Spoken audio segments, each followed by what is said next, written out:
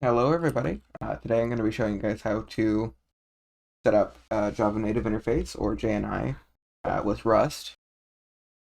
So the first thing that you're going to want to do is create your native method in Java. So public native int, call that past JNI Rust, and we'll make that be an so we're going to make this multiply two numbers. So we're going to int A and int B as parameters, then end it off with a semicolon.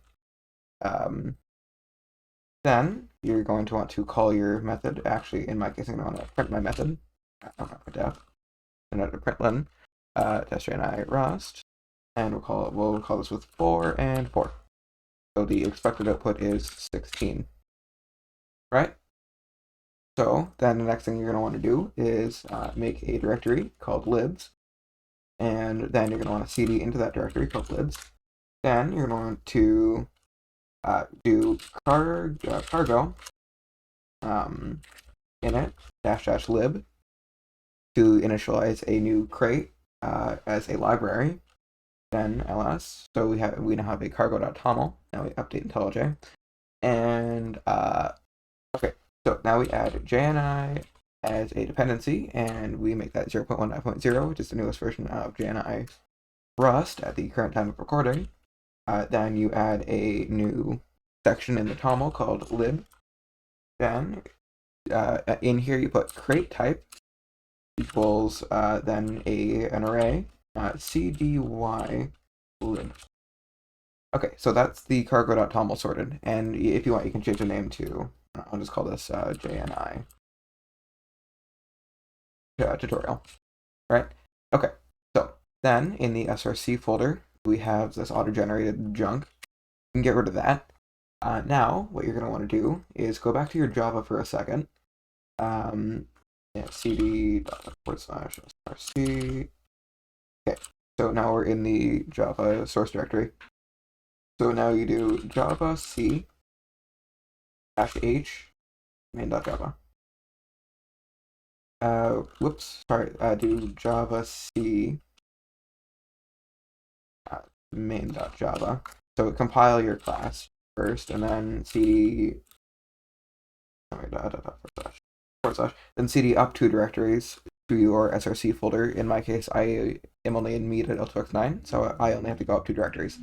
Then do java h me.l2x9.main, or whatever your class name and package is. Then we now have the header file. So if I in IntelliJ again, here we go. We now have so you're going to want to copy from lines 10 to 16 here. So copy this and paste that into your librs file. Then we want to configure this to be we want to change this to be a proper Rust method.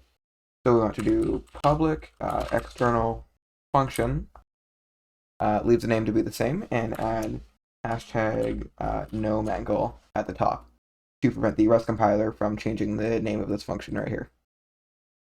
Then change your parameters to Rust style, so we'll call this env, and import the JNI env from JNI : or from JNI.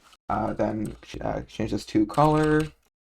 This is the class that called the method, which is nice. We get an instance of that. Then the two parameters that we had in the method in Java. So we have the first integer and the second integer, and b. Right?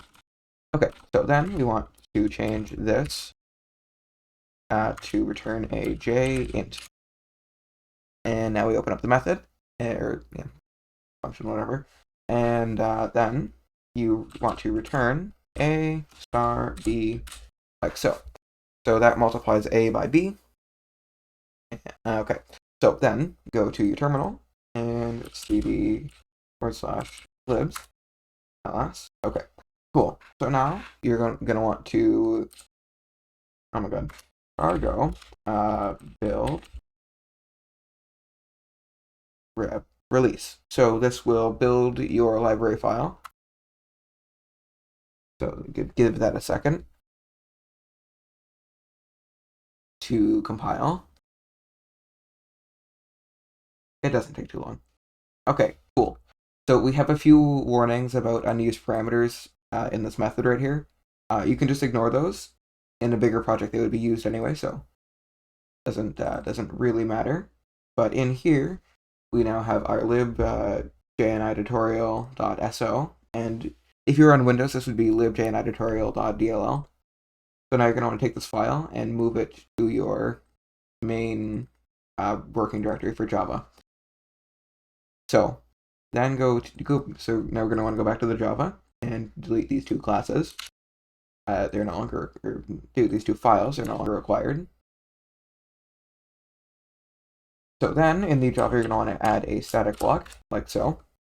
And you're going to want to call system.load. This is to load the library file into the JVM. So new file, and you need the absolute path, and the easiest way to do that is to create a new file. And just copy and paste the name so I don't make a typo. And then you're going to want to get the absolute path of that file object that you just created, right? So then, pretty much we can just run this now, and the expected output would be 16, which it is. Yeah, so enjoy, have fun with Java Native Interface. See you in the next tutorial.